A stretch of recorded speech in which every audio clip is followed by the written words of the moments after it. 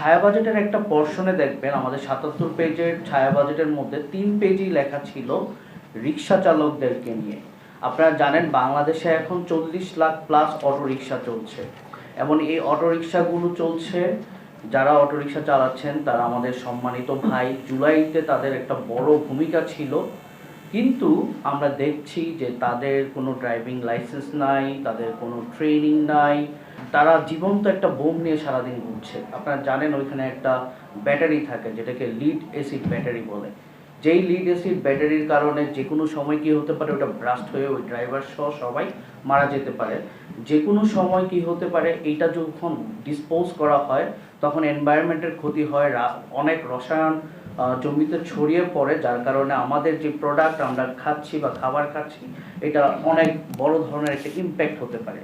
তখন আমরা চিন্তা করলাম যে কি করা যায়, তাহলে হাউ দ্য ওয়ার্ল্ড গোজ। তো আমরা বললাম যে এখানে জাস্ট কি করা যায়, রিক্সা চালকদের কাছ থেকে যদি আমরা একটা ছোট ফান্ড নিতে পারি এবং তাদের কল্যাণের জন্যই আমরা এটা ব্যয় করতে পারি, তাহলে একটা ভালো সলিউশন করা যায়। যে এই যে ৪০ লাখ প্লাস রিক্সা চলছে, তারা যে অ্যাক্সিডেন্ট করবে এই অ্যাক্সিডেন্টের এগেনস্টে তারা একটা ইন্স্যুরেন্স কাভারেজ পাবে। সো এইটা করলে কিন্তু কি হচ্ছে, সে একটু প্রোটেক্টেড হয়ে যাচ্ছে।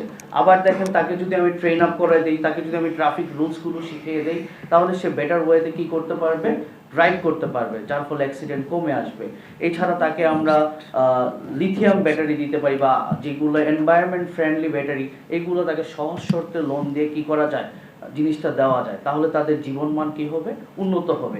সো এইরকম ছোট ছোট কিছু বিষয় আমরা নিয়ে এসেছি।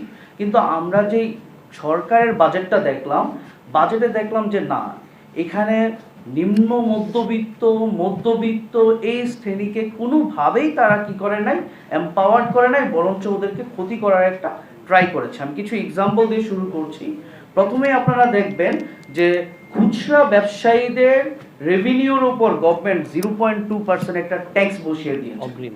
এটা আবার এআইটি দিতে হবে। এখন দেখেন বাংলাদেশে 1 কোটি ক্ষুদ্র ব্যবসায়ী আছে যারা হচ্ছে ব্যবসা করে।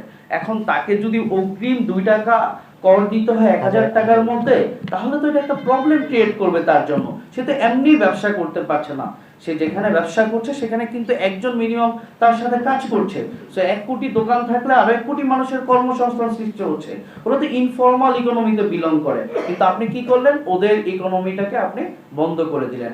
আপনি ও যদি প্রফিট করে ওই প্রফিট থেকে ট্যাক্স নেন, আমাদের কোনো দুঃখ নেই, কিন্তু ডে ওয়ানে আপনি টাকা নিয়ে যাবেন, এটা তো একটি মানে চরম বঞ্চনা এবং এই যে গরিব মানুষকে মারার একটা হাতিয়ার হিসাবে আপনি নিয়ে আসলেন।